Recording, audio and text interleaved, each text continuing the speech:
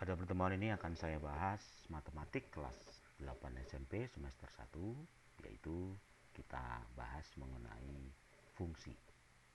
Yaitu saya ambil latihan soal 3.2. Nomor 1. Ingat ya, fungsi itu adalah hubungan antara himpunan A ke himpunan B. Jadi kalau kita gambarkan di sini bahwa untuk jawaban yang A itu relasi apa yang merupakan fungsi dari A ke B. Fungsi itu seperti pernikahan yang paling nyata di kehidupan kita, bahwa X atau A di sini harus dipasangkan dengan B, di mana A-nya itu memiliki anggota 0, 1, 4, 9, dan B-nya itu memiliki anggota 0, 1, 2, 3, 4. Jadi pada kasus ini dia merupakan fungsi jika semua A itu harus dipasangkan dengan B, tapi tidak semua B berpasangan dengan A. Kira-kira hubungannya apa? 0 dipasangkan dengan siapa? Ya, kalau kita lihat hubungan yang ada sebenarnya ini adalah merupakan apanya? Kuadratnya. 0 dikuadratkan 0, 1 dikuadratkan 1, akar ya maksud saya ya, 4 diakarkan 2, 9 diakarkan 3. Jadi yang merupakan relasi yang merupakan fungsi dari A ke B, salah satunya adalah bisa digambarkan dalam bentuk seperti ini ya. Nah, terus satu loh ya. Lalu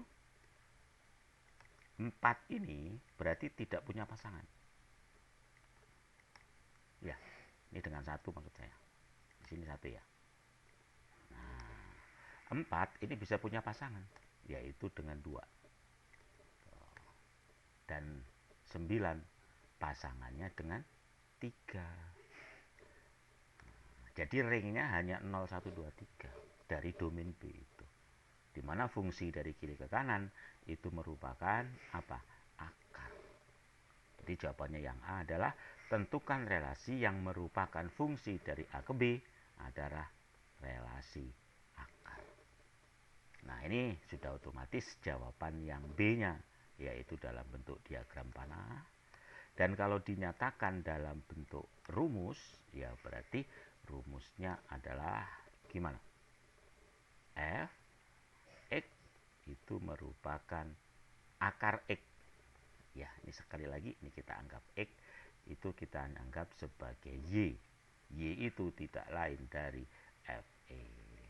Bisa? Ini ya, jika dinyatakan dalam rumus. Oke, dan jika dinyatakan dalam tabel, ya kita bikin aja sebuah tabelnya. Yaitu yang satu menyatakan X, yang satu menyatakan Y, ya. Kamu bikin tabel, kalau 0 jadi 0, kalau 1 jadi 1, kalau 4 jadi 2, dan kalau 9 jadi 3. Ya, tinggal kamu nyatakan dalam tabel saja ya, dari angka-angka ini gitu. Ya, tabel itu artinya dikotakin ya. Seperti ini tinggal kita kotakin saja.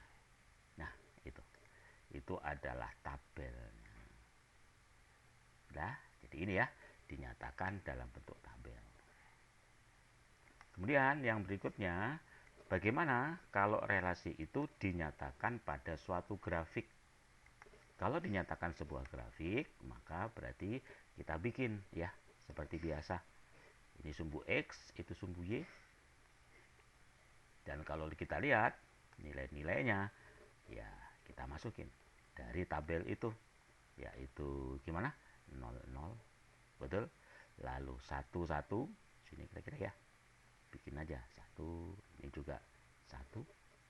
Oke, lalu pada saat 4 ini akan jadi, ini berarti 2, itu berarti 3. Pada saat 2, maka di sininya itu 4. Kalau pakai kertas berpeta itu lebih bagus ya. Pada saat 3 di sini adalah berapa?